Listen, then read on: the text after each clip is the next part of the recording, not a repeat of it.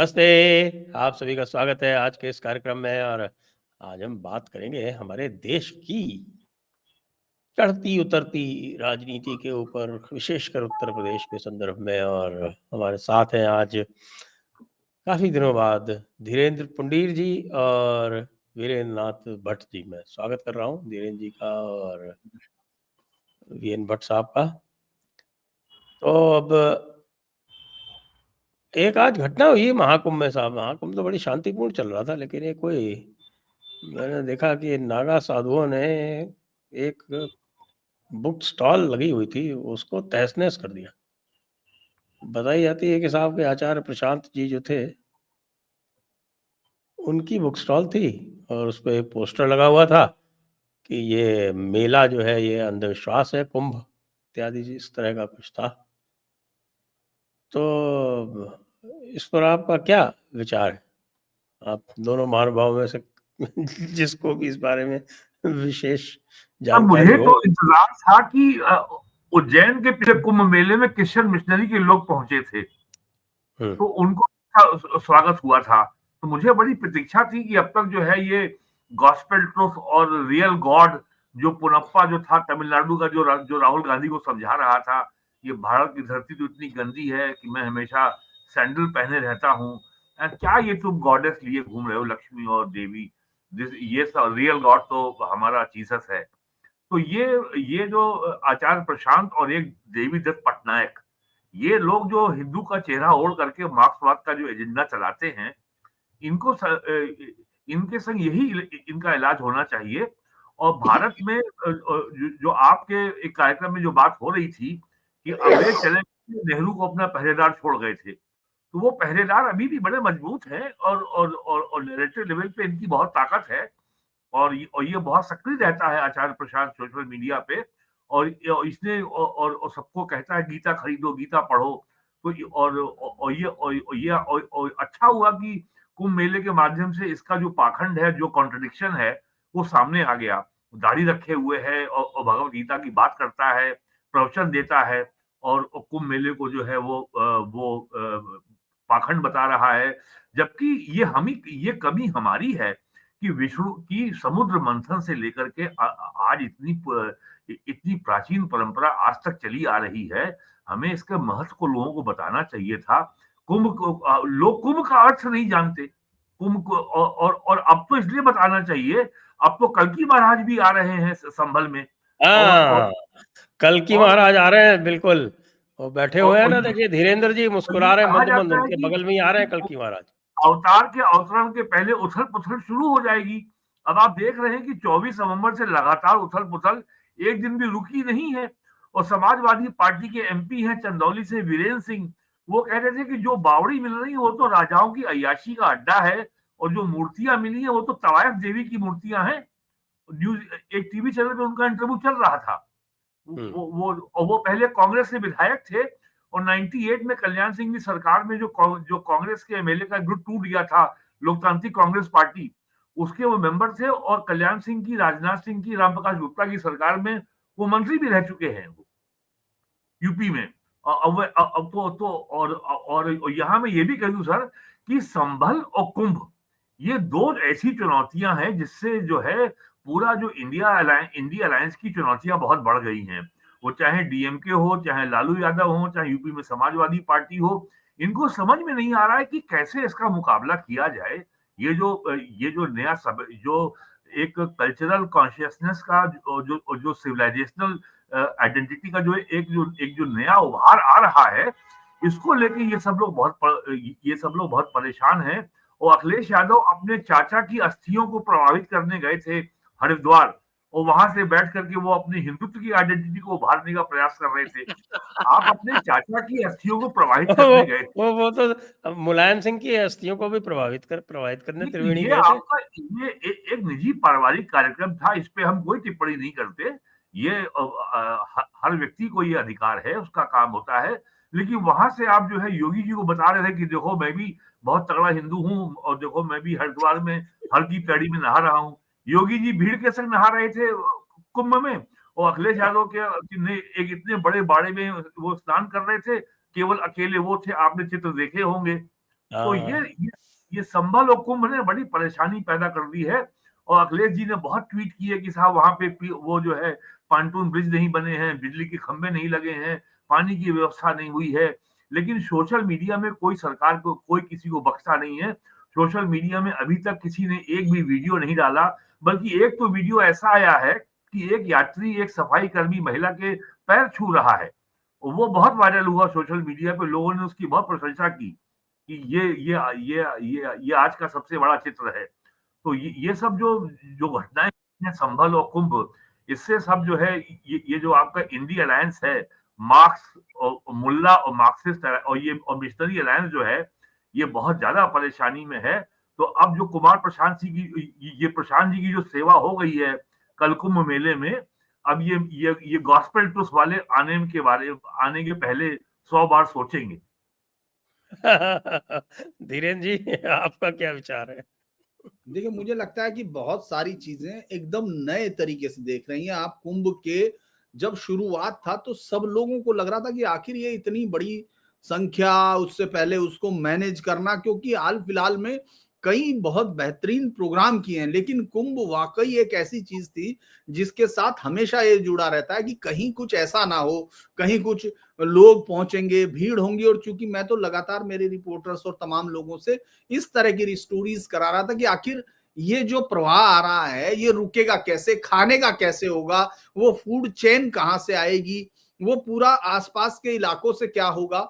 तो मुझे हैरानी ये होती थी कि जब भी वो जाते थे तो उनको बाकायदा उस पर कोई ना कोई अधिकारी बाइट देता हुआ मिलता था कि हाँ ये हमने तय कर दिया, ये यहां से आ रहा है। जैसे जो ये कुल्हड़ और उन सब के लिए, और खाने के जो ये बर्तन जो गए, मतलब जो यूज एंड थ्रो वाले हैं, लेकिन उनको वो प्लास्टिक का उस तरह का नहीं है, वो शामली से, यानी पूरी की पूरी चेन स्टेब्लिश थी पूरी तरह से। ये कहना पड़ेगा, मैं तो बल्कि वीएन राय जैसे जो डीजी रहे पुलिस के और गांधी और वर्धा उसके कुलपति रहे, और हम सब उनकी विचारधारा को जानते हैं। अव्वल दर्जे के लेफ्टिस्ट हैं हाँ वैसे। हाँ, मैं और यही कह रहा हूँ, स्वामी है। मैं यही कह रहा हूं कि उनकी विचारधारा के बारे में हम सब जानते हैं।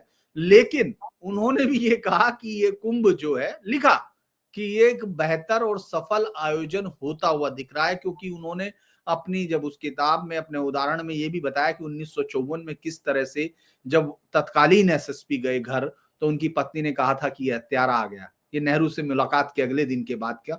तो ये मुझे कहते हुए कि ये कुंभ जो है पूरी दुनिया में, यहां तक कि मैं आपको ये कहूं संजय जी, ये थोड़ा सा मेरे मतलब, चूंकि मैं एक्टिंग जर्नलिस्ट भी हूं, अभी एक्टिव हूं, और लगातार एक्टिव जर्नलिस्ट होने के नाते ये देखना कि लोग किस तरह से रिपोर्ट कर रहे हैं वो भी हमारा एक वो होता है। मैं देख रहा हूं कि हमारे रिपोर्टर तक उस चीज को अभी समझ नहीं रहे हैं इस वक्त में कि ये कितना बड़ा चेंज आ रहा है। यहां तक कि पाकिस्तान के, मैं यूट्यूबर्स को देख रहा था, पूरी दुनिया में इस समय सबसे ज्यादा सर्च जो हुई है कुंभ पे, वो सबसे बड़ी सर्च अगर हुई पहले नंबर पे पाकिस्तान ने सर्च किया, हिंदुस्तान ने पाकिस्तान नहीं में। किया, हाँ, पाकिस्तान ने किया। सही। तो वहां के जो यूट्यूबर्स हैं वो जब बात कर रहे हैं तो मैं उस लड़की के रिएक्शंस को और अपने रिपोर्टर्स को देख रहा हूं कि उनमें कितना अंतर है। उससे पूछा कि तुम कुंभ के बारे में कितना जानती हो, पाकिस्तान की एक मुस्लिम लड़की है, तो वो हंसते हुए कहती है कि हम कुंभ को कितना जानते हैं, हम इतना जानते हैं कि जब भी कोई लड़की दूसरे की शक्ल से मिलती हुई दिखती है तो कहते हैं कि कुंभ के मेले में खो गए थे क्या। हाँ। तो ये आप उसको सोचिए कि भले ही ये बॉलीवुड के सहारे गया हुआ या किसी के सहारे, लेकिन कुंभ इस तरह से लोगों की चेतना में है, जो राष्ट्र अपने आप को इस देश की इस चेतना से तोड़कर अलग खड़े होने की प्रक्रिया में, वहां की नई जनरेशन सबसे ज्यादा सर्च कर रही है कुंभ की। लिहाजा आप देखेंगे अभी एक कोशिश की गई, ये मतलब बड़ी वो हैरानी भरी कोशिश थी कि एक पॉलिटिकल पार्टी अगर ये तय करे कि हमको सिर्फ अव्यवस्थाएं ढूंढनी है, हमको सिर्फ ये ढूंढना है इस पूरे कुंभ में क्या गलत है जिसको हम जातीय आधार पर खड़ा कर सके नैरेटिव को, और इसी नैरेटिव में बाकी तो सब उनको नहीं मिल पाया। तो ये एक अच्छी बात है और मुझे लगता है कि ये बहुत अच्छा था। होता तो ये कि यूपी के तमाम चाहे जितने भी सीएम अभी है, पुराने सीएम थे और जो अब हैं, उनको एक ऐसा फेस देना चाहिए था। ये पूरी दुनिया में एक इतना बड़ा चेहरा खड़ा कर रहा है उत्तर प्रदेश का, 2 लाख 2 लाख करोड़ रुपए की अगर इसी दौरान आपकी एक अर्थव्यवस्था भी हो रही है और आपका पूरी दुनिया से इतने देशों से लोग आ रहे हैं। और अगर आप वो आपको पता है इसकी क्या आलोचना हो रही है जी कि साहब ये जो है 6,000 करोड़ खर्च करके 7,000 करोड़ खर्च करके और 2 लाख करोड़ कमा रहे हैं, ये सब जो है ये गुजराती इन्फ्लुएंस आ गया है यहाँ महाकुंभ में। वो सर, अयोध्या का महीने का जीएसटी कलेक्शन गाजियाबाद नोएडा के बराबर हो रहा है इस समय। जी हाँ, और सबसे और ज्यादा वो अभी 12 महीने में 12 करोड़ से ज्यादा तीर्थयात्री अयोध्या आ चुके हैं। हाँ हाँ, जी, वो हाँ जी। पूरी इकोनॉमी अगर आप देखेंगे तो मैं आपको बताऊं, मेरे एक उस जब पूछा गया अभी इसी में, तो 3 दिन पहले काशी के एक उच्च अधिकारी ने जिसके पास जिम्मेदारी है, उसने कहा कि काशी को बाबा विश्वनाथ ही बचाएंगे। तो रिपोर्टर्स को लगा कि ये पता नहीं क्या कहना चाह रहे हैं। उन्होंने कहा कि ये जो कुंभ से लौटे हुए लोग हैं, इनको हम जमाना है। और आप देखेंगे पिछले 2 दिन से वो जो उलट प्रवाह, वो नाम भी उसी ने दिया था, मतलब इंग्लिश का हम लोग अलग ट्रांसलेशन उसने किया होगा, लेकिन उसने कहा ये उलट प्रवाह जो है ये काशी के लिए इतना भारी। यानी आप सोचिए कि एक फैशन भी बन गया, एक धर्म को लेके जो आस्था हो गई वो हो गई। लोग आईआईटीएंस बाबाओं को ढूंढ रहे हैं। अब लोगों को जो पुरानी कहानी थी, अचानक सब लोग वो किताबें उठा उठा के जा रहे हैं कि कोई ऐसा बाबा आता था जो सूरज ही देखता रहता था। फिर एक ने कहा कि नहीं नहीं, एक ऐसा बाबा आ जाता था कि वो पूरे दिन तक सर के बल खड़ा रहता था। तो सब उनको ढूंढ रहे हैं। मतलब आप ये सोचिए कि एक अलग अलग अनूठा वो हो गया है कुंभ। और बदले में पॉलिटिक्स क्या है, मिल्कीपुर चुनाव है। और उसके लिए आपके पास पॉलिटिक्स के लिए आपके पास फिर हमारे वही है, जातिवाद। क्या बोलते हैं, अयोध्या नरेश लड़ेंगे हाँ वहां जी, से, उनके वो बेटे। अयोध्या नरेश घोषित कर दिया अब गया। वो भी आजकल जय श्री राम बोल रहे हैं। और वही वो आप ये सोचिए कि किस जो सबसे बड़ी लड़ाई है संजय जी, वो जो इस समय भी देख रहे हैं और हम बाहर भी देख रहे हैं। हालांकि सरकार ने इसने अच्छा किया और कई बार हमको लगता है ये बहुत एक्सट्रीम व्यू ले सकते हैं, लेकिन है बहुत अच्छा, जिसमें कि एक सऊदी अरब में बैठे हुए एक लड़के ने जो आजमगढ़िया करके हाँ, उसने एक ट्वीट करके इसको अफवाह को फैलाने की कोशिश की। और ये कई ने किया, ये कोशिश की, लेकिन जिस तरह से पुलिस ने प्रॉम्प्ट एक्शन लिया और ये उसके पासपोर्ट को कैंसिल कराने की कोशिश की। क्योंकि अगर आप देखेंगे इंडिया अलायंस के पास जो सबसे बड़ी ताकत है, जो मुझे लगता है कि सबसे बड़ी ताकत इस समय किसी एक उसको देखने की जरूरत नहीं, लेकिन इस समय के मौजूदा नैरेटिव को अगर हम देखते हैं तो झूठ को इस्टेब्लिश करके लोगों के जहन तक उतार देना, उसमें वो अभी बहुत आगे है।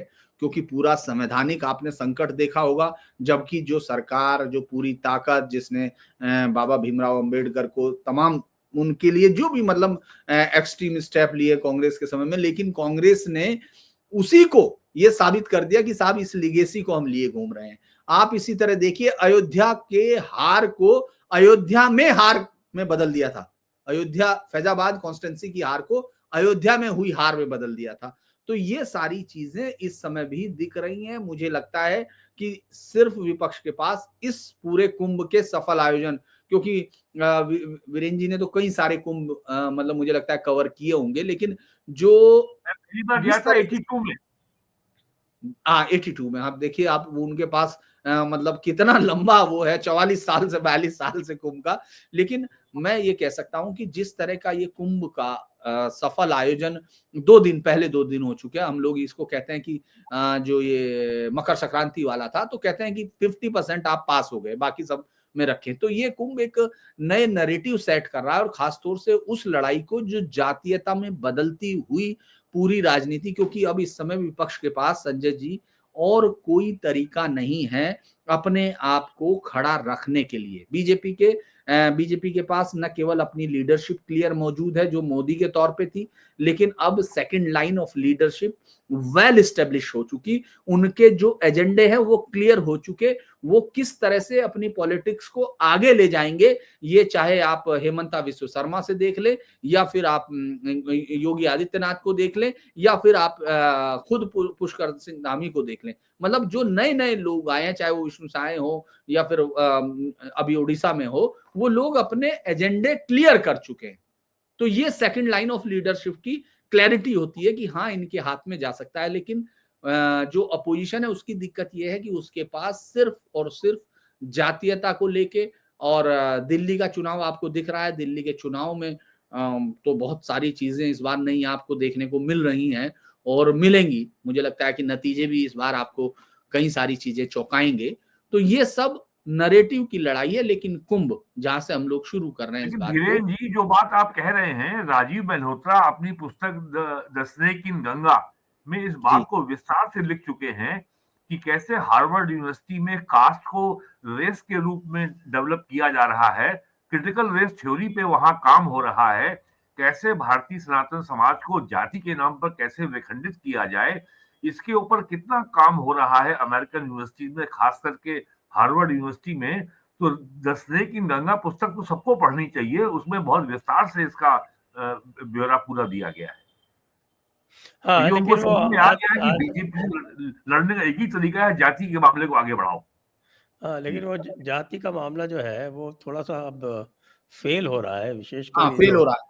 हाँ एलन एलन मस्क वाला जैसे-जैसे आगे बढ़ा है। अभी लेटेस्ट है कि जो रटगर्स यूनिवर्सिटी में जो ऑड्रे टुस्के ने जो चला रखा था, तो उन्होंने कास्ट को एक अलग से एक मानने से इनकार कर दिया। अब उसको लेके साहब जो हिंदू संगठन है, उन्होंने बहुत मेहनत की वहाँ पे, वहाँ बहुत मेहनत की है इसके ऊपर, ये नैरेटिव यहाँ तक कि वो काउंटर उस बिल करने की। को भी वापस ले आए जिस बिल को लाने की कोशिश कर रहे थे कैलिफोर्निया में, उसको हाँ, भी वो वापस ले वो उन्होंने वहाँ भी रुकवा दिया, कैलिफ़ोर्निया में भी आगे नहीं बढ़ पाए यहाँ के। तो जो उन्होंने काउंटर नैरेटिव बनाया है, वो बड़ा स्ट्रॉन्ग है। हमें उससे सीखना चाहिए कि हमारे यहाँ जो है वो कभी किसी फ़ातिमा शेख को खड़ा कर देते हैं और जिसने हाँ, फ़ातिमा शेख को बनाया, वो कहता है कि मैंने झूठ बनाया था। इसी तरह से फ़ातिमा शेख जिनके लिए आपकी ये सावित्रीबाई फुले और ज्योतिबा फुले, इनका जो नैरेटिव है, दोनों क्रिश्चियंस कन्वर्टेड थे, दोनों मिशनरीज़ का एजेंडा चलाते थे, लेकिन साहब हमारे यहाँ तो बहुत बड़ा वो एक बना हुआ है उनका।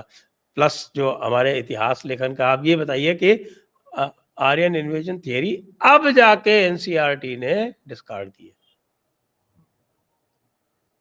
जो मुहिम हमने 2017 में चालू की थी, जी जी तो अब जाके 7 साल बाद उनके कानों में जूं नहीं की है और उन्होंने आर्यन इन्वेजन थियरी को अब डिस्कार्ड कर दिया है। जबकि इतनी एविडेंस थी कि पहले कर सकते थे। तो ये तो है कि ये जो नैरेटिव्स जो चल रहे हैं, और आपको, मुझे लगता है कि जो एलन मस्क फिनोमेनन है, ये काफ़ी आगे तक इम्पैक्ट करेगा लेफ्ट को एडवर्सली। जी,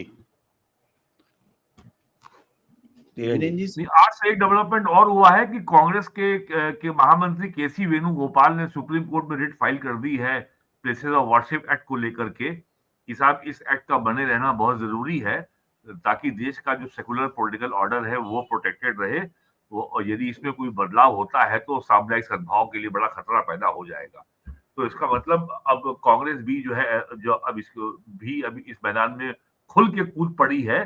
पहले उन्होंने राम सेतु का विरोध किया था, अब वो जो है इस पक्ष में आ गए हैं। और एक इंटरेस्टिंग बात यह है कि सुप्रीम कोर्ट का 1980 का फैसला ये कहता है कि seeking judicial review is the basic doctrine of the law of the constitution. और वही सुप्रीम कोर्ट 2019 में राम जन्मभूमि के मामले में कहती है कि प्लेसेस ऑफ वर्शिप एक्ट जो है बेसिक डॉक्ट्रिन है, लेकिन वो एक्ट ये कहता है कि आप जुडिशियल रिव्यू सीख नहीं कर सकते। तो सुप्रीम कोर्ट के ये दो मामले कॉन्ट्रडिक्शन है। एक तरफ आप कह रहे हो कि seeking judicial review is a basic doctrine, और एक ऐसा कानून जिसमें बेसिक जुडिशियल रिव्यू को सीख करने पे पाबंदी लगाई गई, वो भी जुडिशियल डॉक्ट्रिन है। तो मेरा ख्याल है इस ये प्लेसेस ऑफ वर्शिप एक्ट में जो स्पेशल बेंच बनी है, इसमें ये चीजें शायद साफ साफ होंगी, सामने आएंगी। लेकिन इससे पहले कि सुप्रीम कोर्ट अपना काम शुरू करे, इतना तेज काम हो रहा है संभल में, इतनी बावड़ियां, इतने कूप, इतने मंदिर मिल चुके हैं, और वहां के जिलाधिकारी ये घोषणा कर चुके हैं अगले 10 वर्ष में इसको एक प्रमुख तीर्थ स्थल के रूप में विकसित किया जाएगा। तो आने वाले समय जो 2 महीने हैं, जनवरी फरवरी, ये बहुत ही इंटरेस्टिंग होने वाले हैं। जो भारत का जो कल्चरल सिविलाइजेशन पर्सनैलिटी को रीडिफाइन करने का जो अभियान चल रहा है, खास करके अयोध्या के मूवमेंट से 80 के दशक से, तो ये बड़े निर्णायक मोड़ पे अब मामला आ जाएगा। संभल में एक नई चीज हुई है संजय जी अभी के पिछले 3 दिन में एक बड़ी इंटरेस्टिंग खबर जो आई, फिर बाद में कवर भी हुई है। वहां एक स्कूल चल रहा था जन्नत फिजा या कुछ इस नाम से, और हम्म, एक शख्स ने जाके, चूंकि वो 2020 में भी उसने एप्लीकेशन दी थी कि हाँ, साहब प्रजापति। मेरी, हाँ हम्म, प्रजापति, मतलब मेरे पिता यहाँ वो चलाते थे, वो उनकी जमीन थी और हम लोगों को उनको जिंदा जला के मारा गया और हम भाग गए, तो आप हमारी जमीन दिलवाइए। तो 20 में दाखिल दफ्तर हो गई, पीएम के यहाँ हुआ, कोई वो सीएम के यहाँ कोई सुना नहीं गया है, जो भी हुआ। अचानक जब ये सब हुआ तो उनको लगा कि शायद अब सुनवाई हो, वो अपना एसडीएम के यहाँ पहुंचे, डीएम के यहाँ पहुंचे, उन्होंने कहा कि भाई एसडीएम को निर्देशित किया कि जरा चेक कीजिए क्या कह रहे हैं, इसमें कोई सार है या नहीं, क्योंकि जो पुराने दंगे की फाइलें हैं उनको निकाला जा रहा है, उसमें से कुछ फाइलें मिसिंग है, खासतौर से वो मिसिंग है जिसमें कि इसको 94 में मुलायम सिंह यादव थे जिन्होंने इसको वापस लेने के लिए ये सारे फैसले, मतलब ये सारे मामले वापस लेने के लिए कहा था। तो डीजीसी अभी 82 है बाय द वे, वो भी हैं जो डीजीसी उस वक्त थे और जिन्होंने ये एप्लीकेशन दी थी, तो उनको कुछ याद आ रहा है, कुछ नहीं आ रहा है, तो उस तरह की प्रोसेस में है। लेकिन चूंकि जब ये ले रहे हैं तो डीएम ने कहा कि भाई आप जब मुकदमे चेक किए जा रहे हैं कि उनकी फाइलें, तो एक बार ये भी देख लिया जाए। तो जब एसडीएम उनके साथ पहुंचा तो सीधा स्कूल पर पहुंचे और स्कूल के मालिक से कहा कि साहब इसके कागज दिखा दीजिए आप। 15,000 स्क्वायर फीट का स्कूल था, तो वो अब कहने लगे नहीं, ये तो कहने लगे कागज दिखा दीजिए, बात खत्म हो जाएगी। तो वो जो कागज लेके आए उसमें से सिर्फ 5,000 स्क्वायर फीट का उनकी तरफ कुछ दिखा, बाकी 10,000 स्क्वायर फीट वो उन्हीं के नाम थी जो लोग आए थे लेने, वो राजस्व रिकॉर्ड में उनके नाम थी। ये हुआ तो चलने लगे तो पता चला कि वहां जो 5,000 स्क्वायर मीटर फीट बची हुई जमीन है उसमें भी कहीं एक जगह ये लिखा हुआ था, फायर ब्रिगेड के कॉल नंबर ये है, फायर ब्रिगेड को इस नंबर पर आप बुला सकते हैं। तो उनको अब ये जांच हुई कि पहले ये चेक करो कहीं ये फायर ब्रिगेड की जमीन तो नहीं थी, मतलब वो ऑफिस तो नहीं था वहां। तो आप ये सोचिए कि संभल वाकई एक बहुत बड़ा टर्निंग पॉइंट है, वरना यूपी में नहीं पूरे देश में ये मान लिया जाता है कि अगर दंगे मॉब ने किए हैं तो उसमें किसी को सजा नहीं होती, भीड़ को सजाएं नहीं दी जाती। ये कुछ हिस्सों में जब शाहीन बाग वाला वो शुरू हुआ था यूपी में, जब इन्होंने सीए एंटी सीए प्रोटेस्ट किए थे, उसमें जब इनसे वसूली का शुरू हुआ था उस वक्त वो नैरेटिव थोड़ा सा टूटा था, लेकिन संभल उस पूरे को उखाड़ के रख देगा अगर अगर वो सारी फाइलें वापस लेके केस वापस खुलवाए जा रहे हैं, उनकी जांच हो रही है। तो संभल सिर्फ ये नहीं बता रहा, बावड़ी और उन सब की तो जांच, वो फिर मैं नैरेटिव की बात करना चाहूंगा कि वहां उसके स्ट्रक्चर को लेके आपने देखा होगा लोगों ने फेस उस पर चलाना शुरू कर दिया था कि निकाला था, खोज रहे थे मंदिर मिल गई मस्जिद या इस तरह की, तो लोगों ने ऐसा प्रयास हुआ था।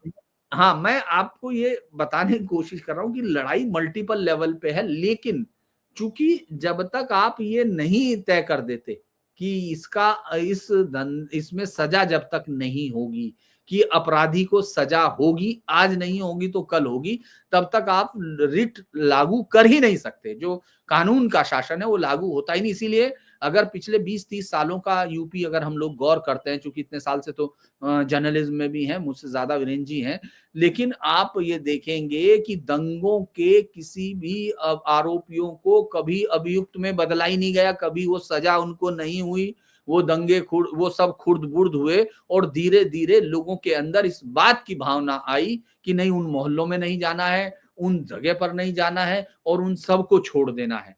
तो ये सिर्फ ये नहीं कि संजय जी पॉलिटिक्स का लिया, ये एक राष्ट्र के अपने खड़े होने की प्रक्रिया की सबसे बड़ी बाधा थी, जब आप अपने मेजॉरिटी के अंदर ये भावना डाल दें कि वो कमजोर है, वो डरा हुआ है और वो कानून की बात को फॉलो नहीं करा सकता। लॉ एंड ऑफ लैंड भी नहीं, लॉ ऑफ लैंड भी उसके लिए है, बाकी के लिए नहीं। तो ये मुझे लगता है कि संभल उसकी तरफ एक बड़ा कदम है और उसका असर आपको पॉलिटिक्स में जरूर दिखेगा। ऐसा नहीं है कि नहीं दिखेगा। संभल यादव पॉलिटिक्स का गढ़ रहा है, बिसोली, बदायूं, ये सब चीजें, लेकिन ये एक चेंज आपको आज नहीं तो कल धीरे धीरे दिख रहा है। और चूंकि कल की अवतार आपने कहा है कि मेरे इलाके में तो है ही, तो हम लोग तो हमेशा मथुरा से लेके और यहाँ तक एक ही ये मानते रहे कि ये एक त्रिकोण बने, ये एक कोण बने, यहाँ से और हरिद्वार तक एक धार्मिक नगरी का एक स्वरूप स्थापित हो। और अब तो धर्म में कोई कह नहीं सकता कि रोजगार नहीं मिलेगा, क्योंकि अभी आप देख रहे होंगे कुछ अलग अलग किस्म के लोग अपने सोशल मीडिया पे चला रहे हैं, खास तौर से कि साहब ये वो तो खत्म हो गया था कि अयोध्या में कि आखिर मंदिर बनने से क्या मिलता है, अभी कुंभ में होने से क्या मिलता है ये भी खत्म हो रहा है। और उसी तरह से आप देखेंगे अगर संभल में ये लोग इस्टेब्लिश कर पाए जिस तरह से, आप ये सोचिए एएसआई से अभी भी सवाल नहीं पूछे जा रहे, क्योंकि कुछ तो किले वहां पहले से एएसआई के पास थे। जो पृथ्वीराज चौहान का किला है जिसको बाद में उन्होंने कहा हमने ढूंढ लिया, वहां तो बोर्ड लगा हुआ है एएसआई का, आप क्या ढूंढेंगे। एएसआई को कसा जाना जरूरी है, इन तमाम चीजों के सब चीजें जरूरी है, लेकिन मुझे लगता है कि नैरेटिव की लड़ाई संभल से कहीं आगे जाती है, गहरी जाती है, और वापस जो सिविलाइजेशनल एक कहा जाता है कि इस्टेब्लिशमेंट का एक जो तरीका है उस तरफ जाती है। जी वीरेन जी, वैसे तो सिविलाइजेशनल जो आरंभ किया है और ख़ास तौर से योगी जी जिसमें लीड ले रहे हैं, और उन्होंने लाइन इतनी लंबी खींच दी है कि आप ये देखिए कि योगी जी ने अर्णब गोस्वामी को पॉडकास्ट दिया तो मोदी जी को भी पॉडकास्ट देना पड़ गया। बहुत सारी बातें हो रही हैं, बटेंगे तो कटेंगे, एक है तो सेफ में भी शुरू हो गया, फिर क्या क्या नहीं हो रहा है बब्बू। देखिए सर, सबसे जो इंटरेस्टिंग बात ये हुई है, जो आने वाले हफ्ते में वो अनवेल होगी, कि सुप्रीम कोर्ट ने 6 जनवरी तक का समय दिया था संभल जामा मस्जिद कमेटी को हाई कोर्ट जाने को। लेकिन अब वो हाई कोर्ट में रिट तो वो उन्होंने फाइल कर दी है, उसकी डेट कब लगी अभी जानकारी नहीं आई है। लेकिन 1904 के एएसआई एक्ट के तहत 1920 में एएसआई को उस मस्जिद का जिम्मा सौंपा गया था, उसकी कस्टोडियन एएसआई है। एएसआई मस्जिद कमेटी के खिलाफ एफआईआर कर चुकी है। एएसआई जो है 2018 में एफआईआर कर चुकी है। वो सिविल कोर्ट में एप्लीकेशन फाइल कर चुकी है कि ये कब्जा हमको वापस दिलाया जाए। तो जब हाईकोर्ट में मामले की सुनवाई होगी तो पहला प्रश्न ये उठेगा कि जामा मस्जिद एक्शन की जो कमेटी आई है उसका लोकस स्टैंडाई क्या है। क्या उसके लीगल क्या उसके पास मस्जिद के केस को रिप्रेजेंट करने का लीगल आधार है। अभी ये डिसाइड कोर्ट में हो जाएगा। तो इसमें जो और अगर ये मस्जिद का कंट्रोल अगर एएसआई को वापस मिल जाता है, जो which appears to be very likely, क्योंकि ये मामला लगभग 7 साल पुराना चल रहा है और अभी फिर उन्होंने नवंबर 2024 में एक एप्लीकेशन फाइल कर रखी है संभल वो चंदौसी की सिविल कोर्ट के सामने। तो ये और सबसे बड़ी बात ये है कि जो काम अयोध्या में 500 साल में हुआ वो काम तो संभल में 2 महीने में हो गया। और इसके पीछे ना कोई पॉलिटिकल पार्टी है, ना कोई बड़ा संगठन है, ना कोई बाबाओं का, ना कोई धर्म संसद है, केवल स्थानीय लोग हैं। वो जो योग ऋषि गिरी जो वहां के एक कल्की मंदिर के जो महंत हैं या जो वकील हैं विष्णु जैन हैं, वो लोग कर रहे हैं। तो जिस तेजी से ये मामला आगे जा रहा है और जैसे योगी जी ने प्रयागराज में कहा कि जो प्रयागराज की भूमि पर दावा करने आएगा तो फिर उसकी डेंटिंग पेंटिंग भी होगी। तो डेंटिंग पेंटिंग का भी बहुत दूर तक संदेश साफ गया है।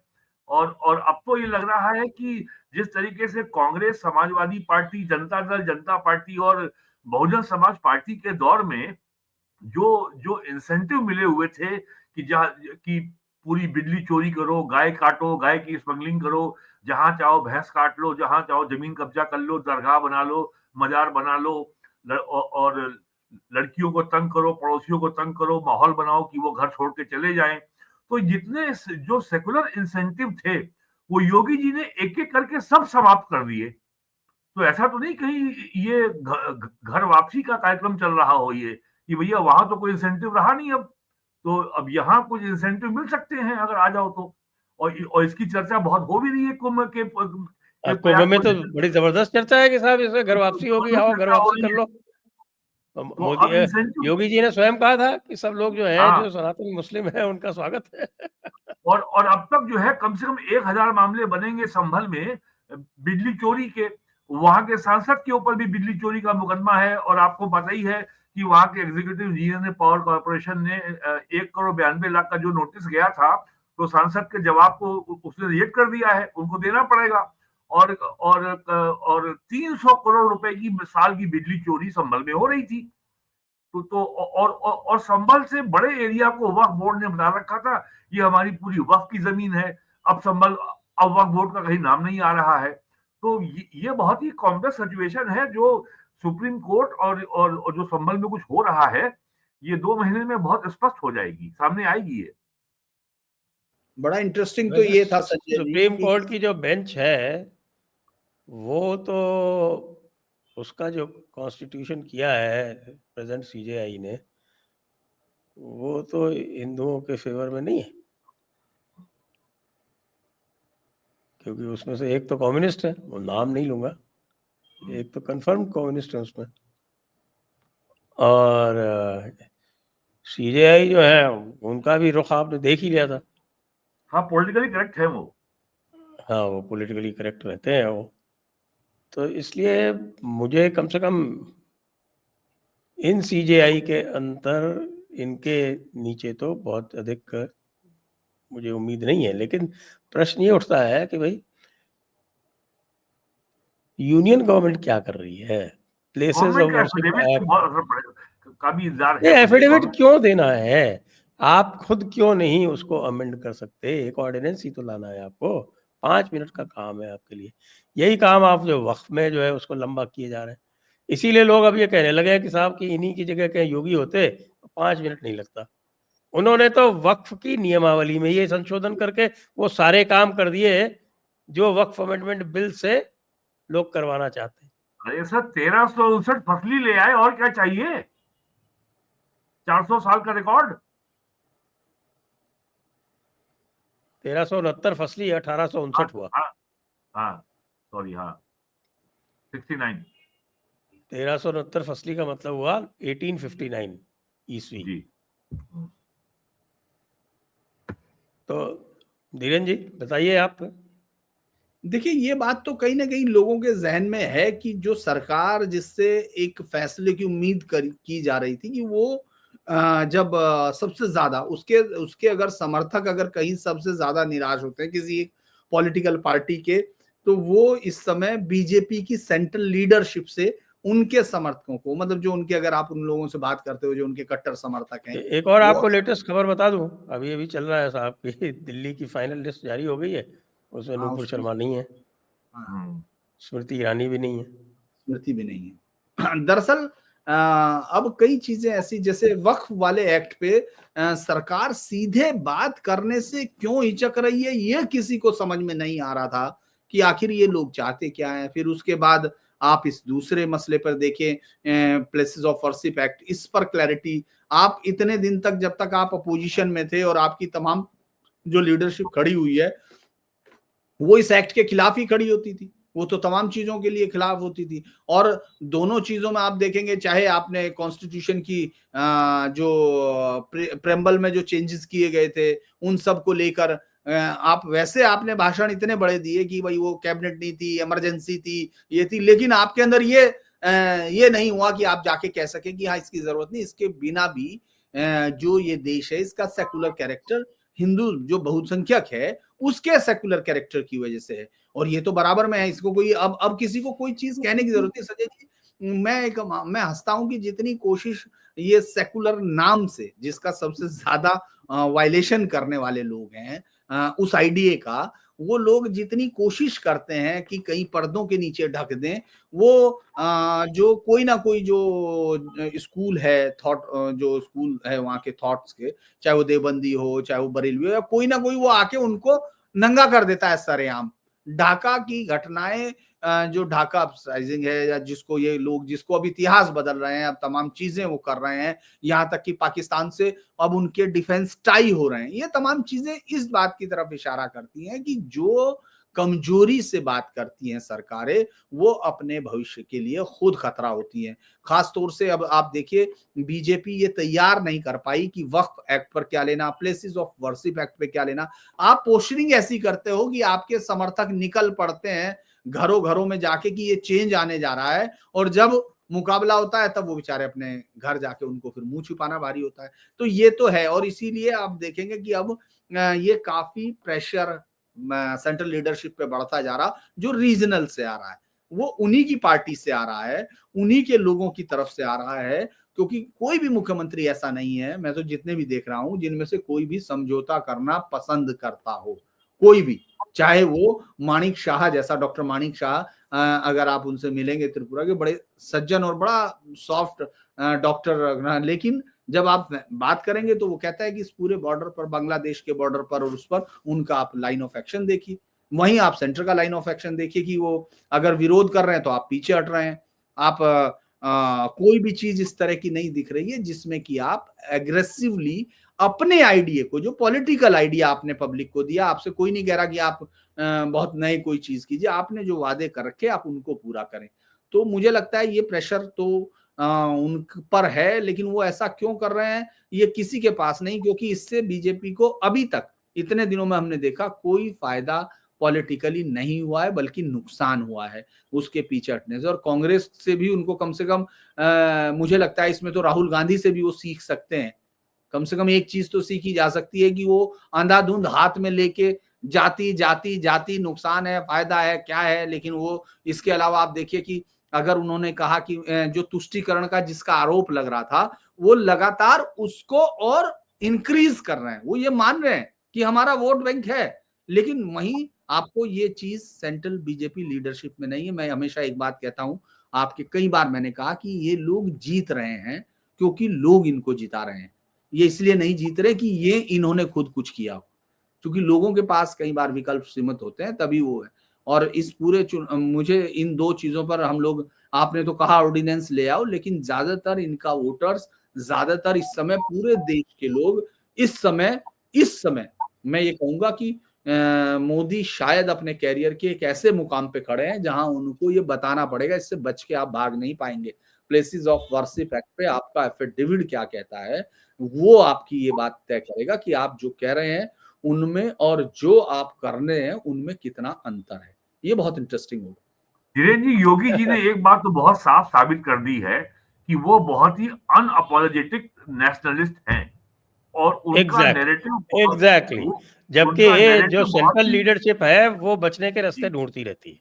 हाँ, और योगी जी का नैरेटिव बहुत ही क्लियर और कैटेगोरिकल है, जिसमें कोई ग्रे एरिया नहीं है, उसमें कोई चोर बाजार नहीं है, उसमें कोई डिप्लोमेटिक गोल मोल या एस्केप रूट नहीं है। He is very clear. अगर अगर कुंभ मेले में वक्फ की जमीन का दावा करने आओगे तो डेंटिंग पेंटिंग होगी, उन्होंने साफ साफ कह दिया ये। मुझे लगता है कि वो जानते हैं कि उनकी मैं इसको अगर पॉलिटिकली देखूं, मैं अलग तरीके से, तो मैं ये समझ रहा हूं कि वो अपने कार्यकर्ताओं की नब्ज, मुझे लगता है कि सेंट्रल लीडरशिप से ज्यादा समझते हैं। वो ये मानते हैं कि उनका वोटर कह क्या रहा है, उसके साथ सिंक्रोनाइजेशन ज्यादा बेहतर दिख रहा है। कि बहुत सारी चीजों पर आप सवाल कर सकते हैं, लेकिन आपको ये देखना पड़ेगा कि पार्टी की कोर जो वोटर होता है या कोर जो पावर होती है, ताकत होती है, जो उसके साथ जुड़ते हैं, वो निसंदेह बीजेपी के पास उसका हिंदुत्व का एजेंडा ही था, जिसको लेकर एक नैरेटिव खड़े, और उसके वो पार्टी में 50 साल में पहली बार योगी जी ने पिछले महीने यूपी असेंबली में कहा कि 78 से अब तक संभल में 209 लोग मारे जा चुके हैं, 189 लोगों को जिंदा जला के मारा गया। उन्होंने विस्तार से पूरी कहानी जो है पूरा ब्यौरा रखा उन्होंने विधानसभा के पटल पर। और अब पूरा पिछले 50 साल का पूरा रिकॉर्ड खंगाला जा रहा है संभल कोतवाली में, तहसील में, डिस्ट्रिक्ट कोर्ट में, जो कि उस समय जिला नहीं था संभल, तब तो पार्ट था मुरादाबाद का, और अब मुरादाबाद डिस्ट्रिक्ट कोर्ट में हर जगह अब वो तलाशा जा रहा है। और अभी लगेगा 1-2 महीना उसको सामने आने में। तो इतना क्लियर और कैटेगोरिकल अनअपोलोजेटिक जो स्टैंड था for the citizen of Uttar Pradesh, they happen to be Hindu, लेकिन वो किसी वर्ग के खिलाफ नहीं है। आखिरकार इसका भी जवाब मिलना चाहिए ना कि 209 लोग मार दिए गए। जो कश्मीर में 1989 में हुआ वो काम संभल में उससे पहले हो चुका था। और उस समय जनता पार्टी दंगों की रिपोर्ट उन्होंने सामने रखी ना भाई, आपने विष्णु सक्सेना कमीशन की रिपोर्ट इतने साल तक पड़ी रही और उस रिपोर्ट ने साफ कर दिया कि दंगा के। सबसे इंटरेस्टिंग चीज ये है कि बार बार मुस्लिम लीग की लीडरशिप ने, कांग्रेस ने मुस्लिम लीडरशिप को, मुस्लिम लीग की लीडरशिप को अडॉप्ट कर लिया। मतलब बड़ी हैरानी, ये सारी चीजें ये तो मौलाना आजाद ने काम ही यही किया था। एक और बात आप देखें, जो हम कह रहे हैं कि योगी जी ने 1978 तक के पूरे का पूरा जो है सारे रिकॉर्ड खंगाल लिए। आप ये देखिए कि इसी नरेंद्र मोदी गवर्नमेंट के समय पर जब जस्टिस खेहर जो थे वो चीफ जस्टिस ऑफ इंडिया थे, उस समय पर लोगों को जाना पड़ा सुप्रीम कोर्ट, और इस सरकार ने जो ये कर सकती थी 2019 से लेके 2024 तक पूरा प्रशासन इसके हाथ में था, लेकिन कोई इफेक्टिव काम जो है वो 1990 के जो एक कुछ नहीं हुआ। होलोकॉस्ट कह लें उसको, और जिसको हाँ। एक्सोडस बोलते हैं, उसके बारे में नहीं किया। नहीं तो सरकार ने उनके रीओपनिंग के लिए कोई चीज नहीं की, जरूरत नहीं थी आपको कोर्ट में जाने की, आपके पास आप अपने आप ला सकते थे। 1984 में आप कर आपने सकते थे। योगी जी आपने SIT 1978 का कर रहे हैं, ये लोग हाँ 1989-90 का नहीं कर सकते थे। नहीं तो 1984 का तो हो रहा है ना, SIT ने वो तो किया ना आपने, वो भी चल रहा है, कोर्ट नहीं किया ना, हाँ, सुप्रीम कोर्ट ने, वो आपके पास था। 1984 का कर दिया और हाँ, 89-90 का नहीं किया। दरअसल बहुत सारे फैसले तो जैसे मैं कई बार बोलता हूं, और एक बार हुआ भी था कि 370 और जो एटॉमिक जो हम लोगों के 3 फैसलों में से एक 370 था, तो ये तो जब से पार्टी बनी तब से है, तो जो भी बहुमत में आता वो कर देता। तो इसलिए लेकिन आपको उस पूरे हिस्से की जो रियल पोजीशन है, जो डेमोग्राफिक चेंजेस आए हैं, उनको अगर आप रिटेन करते, उस तरफ आपको कोई स्ट्रॉन्ग कोई एक चीज नहीं दिखी। बल्कि अब आप बात करते हो तो पुनून कश्मीर वाले लोग या तमाम लोगों से जब आप बात करते हो तो उनकी निराशा साफ दिखती है कि इसने तो और पहले से वो कर दिया है, बिना किसी कोई फ्यूचर के लिए उनके लिए लाइन साफ किए बिना, न कश्मीरी पंडित न रेस्ट ऑफ इंडियन, उन सब के लिए कोई रास्ता साफ किए बिना आपने उनके हाथ में ताकत दे दी। वो बहुत क्लियर कहते हैं। और अब देखिए उमर अब्दुल्ला जो है वो चमचागिरी कर रहा है, उसको पता है कि भाई ये चमचागिरी इनको पसंद है, चमचागिरी करके हम अपने फुल स्टेटहुड ले लें, और उस स्टेटहुड लेने के बाद में फिर वही सारे काम करें जो हम पहले करते थे। क्यों? क्योंकि स्टेट गवर्नमेंट के सामने तो ये पूरी तरह से लाचार नजर आते हैं, चाहे वो पश्चिम बंगाल हो और चाहे वो तमिलनाडु हो, जहां भी आप देख लीजिए वह अपनी लाचारी दिखाते नजर आते हैं और कुछ नहीं होता इनको, जबकि इनके पास संवैधानिक अधिकार हैं कि वो किस तरह से स्टेट गवर्नमेंट को डायरेक्शन देके उनसे काम करवा सके, नहीं करे तो उसमें प्रेसिडेंट रूल ला सकते हैं, ये सारे प्रावधान है, लेकिन नहीं करते। बंगाल का उदाहरण तो इस देश की हिस्ट्री में लिखा जाना चाहिए, बिल्कुल लिखा जाना चाहिए। चुनाव के बाद की वो हिंसा, वो अभूतपूर्व हिंसा थी। हम जिन जिन उनकी बात करते हैं, ये तो आंख के सामने हुआ और सोशल मीडिया के सामने हुआ, हजारों क्लिप्स हैं, लेकिन आप चुप बैठ गए। तो आप देखिए, दूसरी बार मैं तो हम लोग सोच रहे थे कि ये होगा, लेकिन दूसरी बार जो हम लोगों ने पहले बात की थी अब खत्म हो जाएगी वहां बीजेपी का, वो ज्यादा सही साबित हुआ।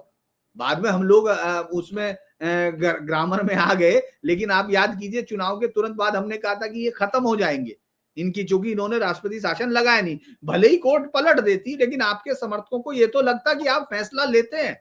भाई वो तो आंख के सामने लॉ एंड ऑर्डर खत्म हो गया था। वो पूरी स्टेट या तो स्टेट मशीनरी फेल थी, या स्टेट मशीनरी उन आक्रांताओं के साथ खड़ी हो गई थी जिन्होंने रेप किए, जिन्होंने घर जलाए, चाहे नंदीग्राम से लेके मिदनापुर से लेके हर जगह जलते हुए दफ्तर आपको दिख रहे थे। तो आप किस तरह की लॉ एंड वो मतलब किस तरह के लौह पुरुष हैं भाई? तो कोई सुप्रीम कोर्ट में गवर्नमेंट ने इस मामले को परस्यू नहीं किया, आपको याद होगा। हाँ, 2021 में इनके दिमाग में हर समय एक चीज, मतलब लोगों को ऐसा लगने लगा, इनके सारे जब हम लोग बात करते हैं तो उनका कहना है कि हर समय सत्ता को चिरस्थायी बनाने की कोशिश है। भाई फैसले भी तो लेने होंगे आपको, आपके इन फैसलों की वजह से जिनके लिए जनता ने आपने आप भाई मुझे याद है, मैं संजय जी जब उस समय तो 2.5 महीने में कोलकाता में घूम रहा था, तो वहां एक दो जो जेन्युइन मतलब जो लोग थे जो बीजेपी के थे, बाद में उन्होंने वापस उन्होंने चुनाव में बहुत हिस्सा नहीं लिया, तो मैंने उनसे पूछा तो उन्होंने कहा कि ये जो मारे गए कार्यकर्ता है ना 170, आपको मालूम नहीं है। तो वाकई हम लोग उन चीजों को समझ नहीं पा रहे थे। वो कह रहे थे कि 170 लोगों को मार दिया, 160 जो वहां मार दिए गए थे उसमें चुनावी हिंसा के बाद, जो 2019 के चुनाव से पहले की बात मैं कर रहा हूं, जो लोग मारे गए थे 1900 चुनाव के बाद और 2024 के चुनाव से पहले, जब विधानसभा का चुनाव इनका था 2022। तो उन्होंने कहा कि वो असर आएगा क्योंकि सरकार कहीं एग्जिस्ट नहीं कर रही, आप सपोर्ट नहीं कर रहे हो।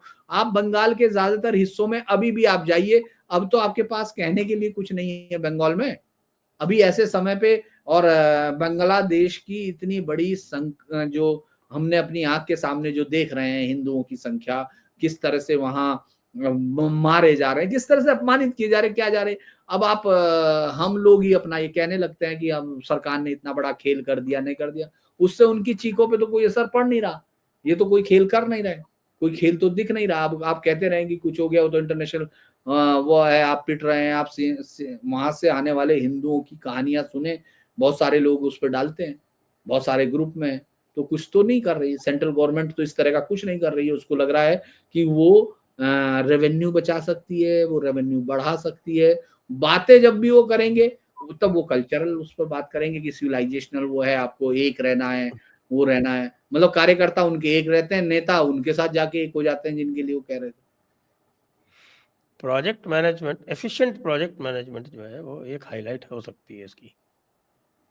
अरे बांग्लादेश गार्ड जो बॉर्डर गार्ड जो है आपका फेंसिंग करने से रोक रहा है, और आप केवल उनके हाई कमिश्नर को सम्मान कर रहे हैं। कोई आपने जो है प्रोएक्टिव एक्शन नहीं लिया अभी तक। और जबकि जो वहां के स्थानीय निवासी हैं वो नारा लगा रहे हैं वहां पे जय श्री राम का, लोग अपने अपने साधनों से वहां पे तार की बाड़ बांध रहे हैं। नहीं, ये बहुत सारी चीजें। एक और संजय जी, एक और इंटरेस्टिंग चीज जो वहां देखने को मिली, आपने देखा होगा कि वहां जो माइनॉरिटी हिंदू हैं वो बाकायदा नारों के साथ बाहर आए। तब आपको क्या चाहिए था?